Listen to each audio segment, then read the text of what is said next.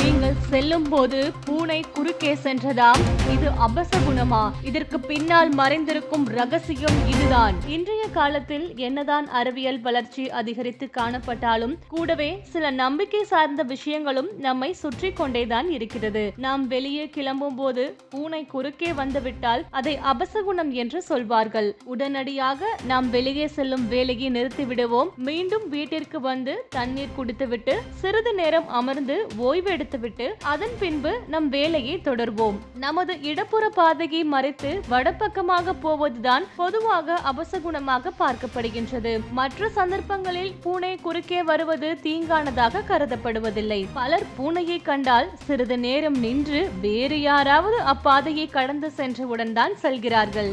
இந்த பழக்கம் எதனால் ஆரம்பித்தது என்ற ஒரு சுவாரஸ்யமான கதை உள்ளது. பூனை சகுனத்தில் மறைந்திருக்கும் ரகசியத்தை இந்த வீடியோ மூலம் தெரிந்து கொள்வோம். அந்த காலத்தில் தெருவிளக்கு கிடையாது. ஒரு ஊரிலிருந்து மற்றொரு ஊருக்கு செல்ல வேண்டும் என்றால் மாட்டு வண்டியில் தான் பயணம் செய்ய வேண்டும், குதிரை வண்டியில் தான் பயணம் செய்ய வேண்டும். நீண்ட தூர பயணமாக இருந்தால் கட்டாயம் இரவு நேர பயணம் என்பதும் இருக்கும். இப்படி இருட்டு சமயத்தில் குதிரை வண்டியிலோ மாட்டு வண்டியிலோ நாம் பயணம் செய்யும் போது எதிரே வரக்கூடிய பூனை வண்டியை ஓட்டி செல்பவர்களுடைய கண்களுக்கு தெரியாது. பூனையின் கண்கள் மட்டும்தான் இருட்டில் தனியாக தெரியும். அதாவது பொதுவாகவே பூனையின் கண்ணை இருட்டில் பார்க்கும் போது ஒரு ரேடியம் எஃபெக்டில் நமக்கு தெரியும். பூனையின் உருவம் இருட்டில் தெரியாது. ஆனால் லைட் போட்டு வைத்திருப்பது போல இரண்டு கண்களும் அப்படியே மின்னும். பூனைக்கு மட்டும் கண்கள் இப்படி இருக்காது. புலி, சிறுத்தை, சிங்கம், கருஞ்சிறுத்தை இப்படி எல்லா வகையான காட்டு விலங்குகளுக்கும் கண்கள் இப்படித்தான் ரேடியம் மின்னுவது போல தெரியும்.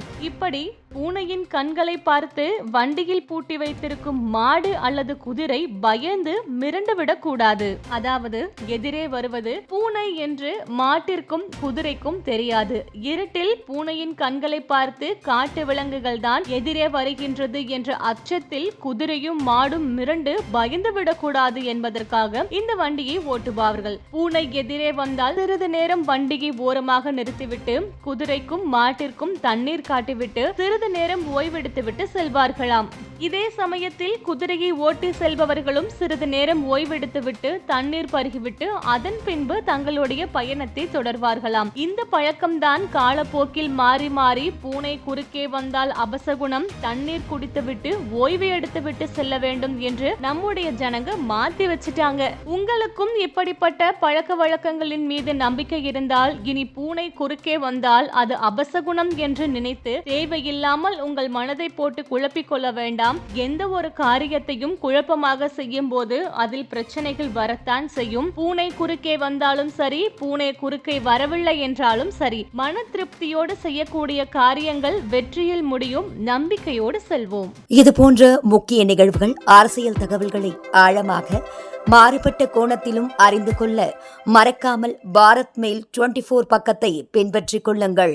உங்கள் ஒவ்வொரு ஆதரவும் இது போன்ற பல நிகழ்வுகளின் பின்னணியை அறிய உதவும்.